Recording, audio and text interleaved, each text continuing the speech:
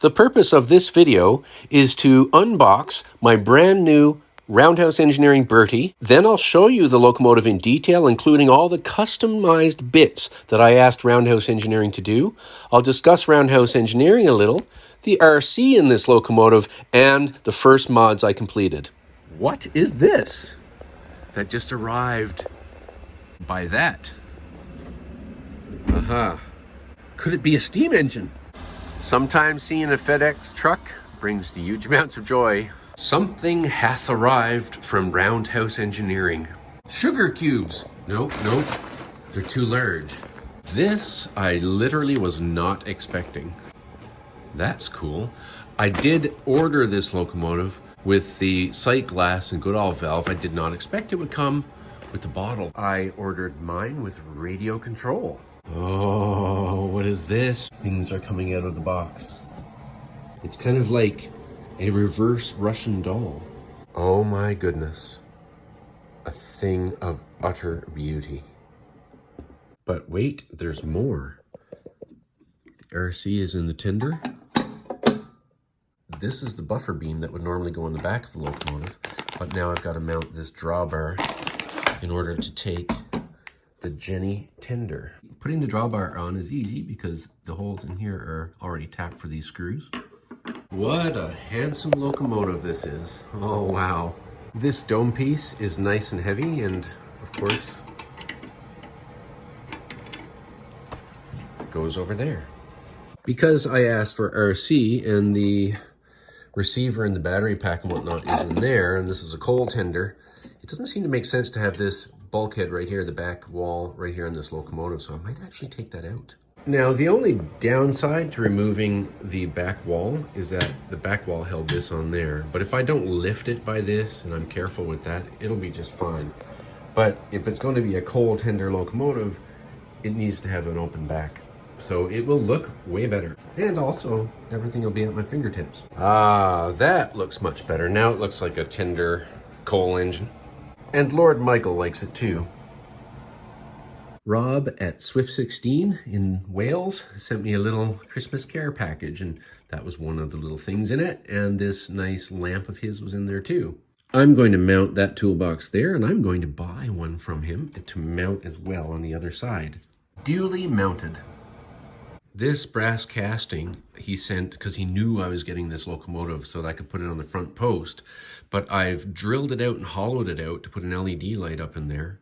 And I put a red lens I had on there because I'm going to put it on the back of the guard van. And inside the guard van, I'm going to have a 9-volt battery and an on-off switch. So now I'm going to have to include another one in an order so I can mount it on there.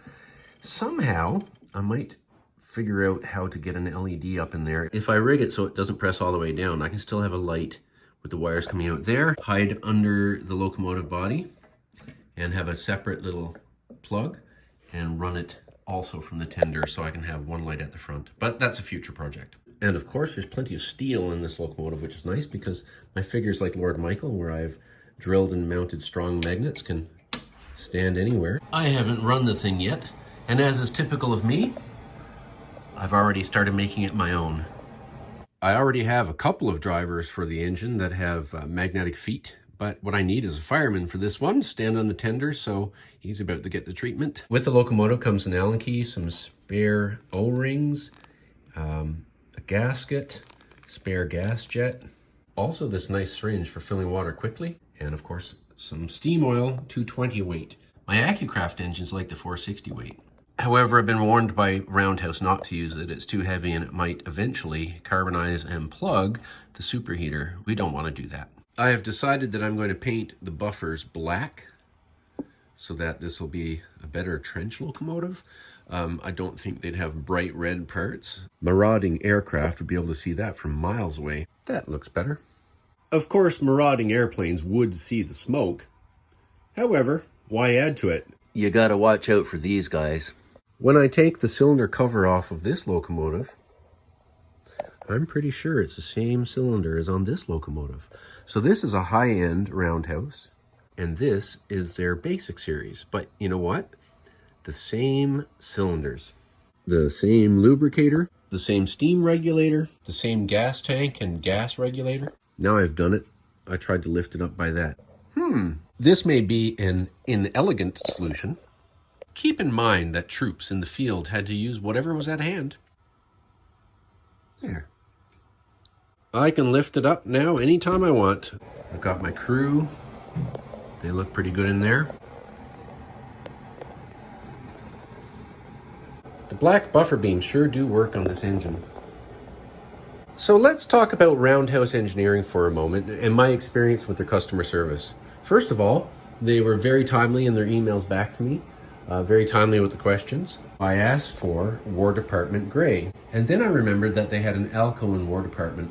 So I emailed and I said, hey, can you add the War Department logo to the locomotive? Much to my delight, they wrote back and said yes.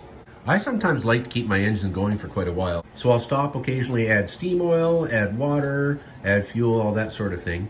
To do that though, it's really handy to have a sight glass. So I asked them if they could add the sight glass, and they said they would for the price of the parts and the cost of labor. And also, of course, a water top-up system here. I didn't ask for a pressure gauge. I sometimes look at pressure gauges in my engines if there's a problem or something. But generally, when the safety valve goes pop, I know we're at 40 pounds of pressure in this engine. And then I'll just have to learn how to balance it so that it's not always popping and not have the gas too low so that the engine becomes weak. That's a learn thing, and I can't wait to learn. My dual gauged deck loop out there, when I do not have it shimmed, follows the same 2% grade as the deck. Recently, I've added radio control to my USRA 060 and my Sabrina AccuCraft locomotives, and I'm in love with it. My Roundhouse Sandy River has radio control. Yes, it's not going to be full radio control. You have to slide it forward, and you have to slide it back to change the direction. But for starting, stopping, for going up and down grades, I wanted to have a radio. They wrote back and suggested putting RC in a Jennie tender, and I said yes.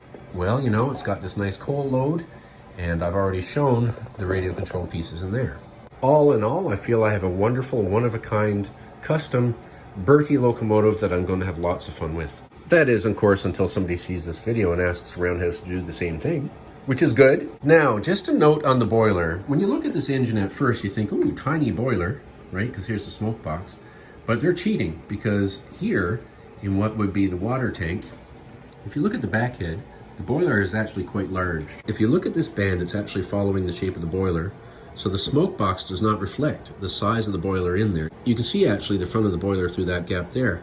So the boiler takes up a lot of the room that's in this water tank. According to the simple directions that came with this, I should just be able to turn this on and this on. It will take a second to find it, and it will bind. So I've added fresh rechargeable batteries here and here. I guess now we have the moment of truth. Turn on the transmitter. Okay, turn this on.